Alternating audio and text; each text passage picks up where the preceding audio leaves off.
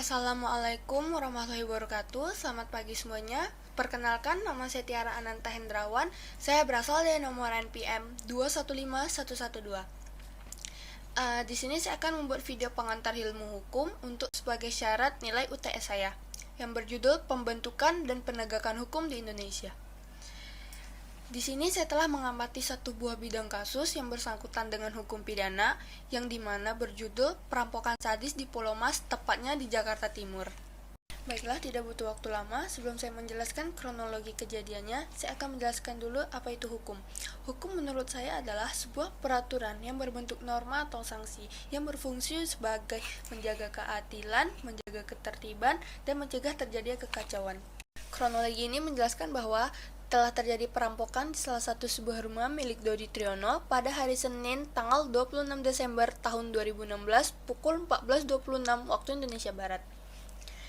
Rumah Dodi Triyono dimasuki oleh 4 perampok yang berinisial R, A, L, dan E, yaitu Alvis Bernius, Ramlan Bertus, Lusbane, dan Erwin.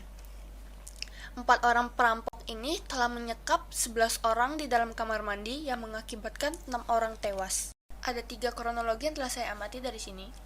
1 kronologi kejadian, 2 kronologi penemuan korban, dan yang ketiga pelaku tertangkap.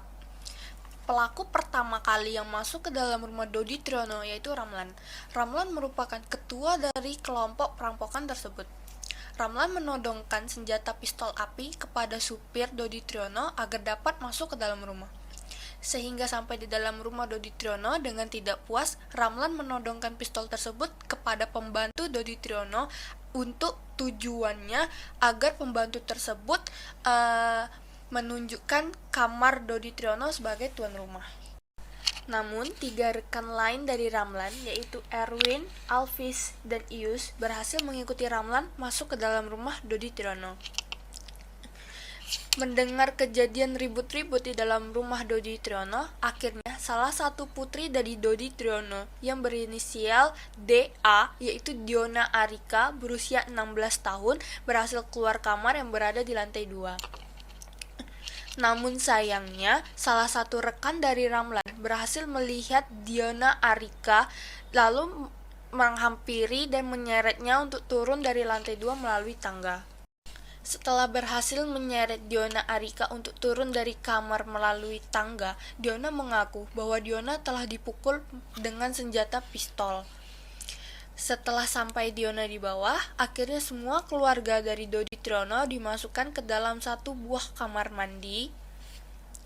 Awalnya Dodi tidak ada di rumah. Namun pada saat bersamaan, Doni datang pada pukul 14.35. Akhirnya Doni ikut dimasukkan ke dalam kamar mandi karena Doni tidak sanggup melawan Ramlan dan rekan-rekannya. Setelah berhasil menyekap seisi anggota rumah Dodi Triyono, akhirnya Ramlan, Erwin, Alvis, dan juga Ius berhasil menggeledah seisi rumah Dodi Triyono dan mengambil barang-barang berharga milik Dodi, sang pengusaha properti tersebut.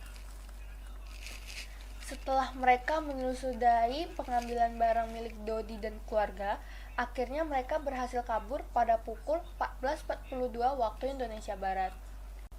Tepatnya pada hari Selasa, tanggal 27 Desember tahun 2016, terungkap kasus ini karena datangnya seorang anak bernama Sheila, yaitu teman dari putri pertama Dodi Triyono yang bernama Diona Arika. Kedatangan Sheila di rumah Dodi Triyono itu untuk menjemput sang putri dari Dodi Triyono yang bernama Diona Arika. Karena sebelumnya Diona Arika dan juga Sheila telah memiliki janji untuk pergi jalan bersama. Karena Diona Arika tidak memiliki kabar dari tanggal 26 Desember 2016 pada pukul sore tersebut, akhirnya Sheila berinisiatif untuk datang ke rumah Dodi Triyono karena dengan rasa khawatirnya terhadap Diona Arika. Sesampainya Sheila di rumah Dodi, Sheila mengetuk pintu, namun tidak ada jawaban dan pintu tersebut terkunci. Akhirnya setelah menunggu beberapa jam di depan rumah Dodi Triyono, Sheila berinisiatif untuk masuk melalui pintu belakang. Sesampainya Sheila di dalam rumah Dodi Triyono, Sheila melihat ada rintihan darah di kamar mandi.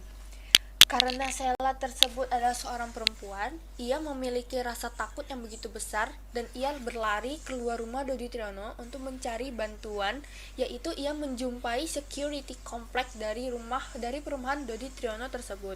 Sampainya Sheila di pos security, akhirnya Sheila mengatakan apa yang ia temui di dalam rumah Dodi Triyono. Dan security tersebut menemani Sheila untuk mengecek kembali rumah Dodi Triyono. Sesampainya mereka di dalam rumah Dodi Triyono, akhirnya mereka berinisiatif untuk melaporkan kepada pihak yang berwajib, yaitu kepolisian di pos Kayu Putih. Saat Sheila dan security sudah sampai di kantor kepolisian Kayu Putih tersebut, akhirnya mereka kembali menjelaskan apa yang mereka lihat di dalam rumah Dodi Triyono. Setelah mendengarkan semua penjelasan dari Sheila dan rintihan di dalam kamar mandi, akhirnya Pak Polisi dan warga mencoba membuka paksa pintu kamar mandi yang terkunci dari luar tersebut. Setelah pintu didobrak oleh polisi bersama warga di lokasi kejadian, mereka terkejut saat melihat isi dalam kamar mandi. Setelah pintu kamar mandi terbuka, polisi dan warga terkejut karena melihat isi yang ada dalam kamar mandi itu. Isinya yaitu 11 orang di dalam kamar mandi dalam kondisi tertimpuk antara satu sama lain. Akhirnya, tidak lama waktu berlangsung, pada tanggal 29 Desember 2016, polisi berhasil menangkap 3 orang pelaku. Sementara, satu yang bernama Ius Pane berhasil kabur dan menjadi buron. Akhirnya, Ius berhasil tertangkap di Medan, Sumatera Utara pada hari Minggu, tanggal 1 Januari 2017. Dua tersangka pertama yang berhasil diamankan oleh pihak kepolisian yaitu bernama Ramlan Butar dan Erwin Situmorang. Di sebuah kontrakan Gang Kalong RT 8 RW 2 Bojong Rawalambu di Bekasi pada hari Rabu tanggal 28 Desember 2016. Pada malam harinya, akhirnya Pak Polisi berhasil menangkap Alvin Bernius Sinaga di daerah Bekasi juga.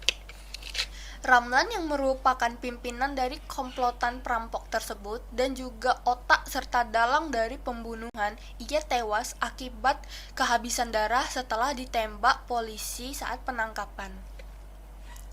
Ketiga pelaku yang masih hidup itu terjerat dengan pasal yang berlapis, yaitu 1. Pasal 338 KUHP tentang pembunuhan, 2. Pasal 365 KUHP tentang pencurian, dan yang ketiga Pasal 333 KUHP tentang penyekapan dengan ancaman 15 tahun penjara dan dihukum mati. Akhirnya 1 tahun berjelang, yaitu tepat pada tanggal 17 Oktober 2017, Majelis Hakim Pengadilan Negeri Jakarta Timur memutuskan hukuman mati bagi ketiga pelaku yang masih hidup, sesuai dengan tuntutan yang disampaikan jaksa penuntut umum. Menimbang bahwa para terdakwa telah terbukti bersalah secara hukum, yaitu mereka melakukan pembunuhan berencana, melakukan pencurian, dan mereka melakukan kekerasan, maka majelis hakim memutuskan yaitu Ridwan Sitotus atau Ius Pane dan Erwin Situmorang pidana hukuman mati, serta memutuskan Alvin Sinaga pidana hukuman seumur hidup. Hal-hal yang memberatkan tiga pelaku yang masih hidup ialah 1. Mereka telah melakukan pembunuhan, dan yang kedua mereka telah menyebabkan 5 orang luka-luka. Perlakuan mereka juga sangat kejam, yaitu mereka telah mengurung 11 orang di dalam kamar mandi dalam keadaan tanpa lubang ventilasi, dalam keadaan gelap, dan dalam keadaan pintu terkunci. Secara umum, ada 6 asas di dalam hukum pidana. 1. Asas legalitas, 2. Asas teritorialitas, yang ketiga asas universalitas, yang keempat asas nasional aktif, yang kelima asas nasional pasif, dan yang keenam tidak ada hukuman. Sebelum saya akan menjelaskan bahwa melawan hukum adalah salah satu unsur esensial tindak pidana yang dinyatakan secara tegas atau tidak dalam suatu pasal undang-undang pidana, karena akan menjadi sangat aneh apabila seorang yang dipidana ketika melakukan perbuatan yang tidak melanggar hukum.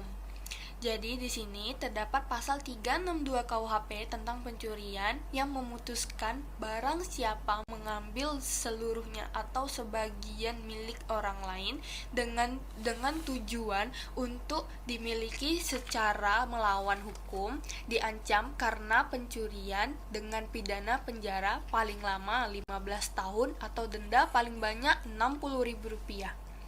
Di dalam rumusan pasal 362 KUHP dikutip di atas unsur-unsur melawan hukum yang dirumuskan secara tegas dan eksplisit. Dalam kasus ini masuk ke dalam asas legalitas, yaitu asas yang paling penting dalam hukum pidana. Bahkan asas ini dianggap roh hukum pidana. Penyempitan ruang lingkup asas legalitas seperti ini sesungguhnya tidak tepat karena asas ini juga berlaku dalam ranah hukum pada umumnya. Sekian penyampaian video materi dari saya. Apabila ada kesalahan kata mohon dimaafkan. Wabillahi taufiq walhidayah. Wassalamualaikum warahmatullahi wabarakatuh.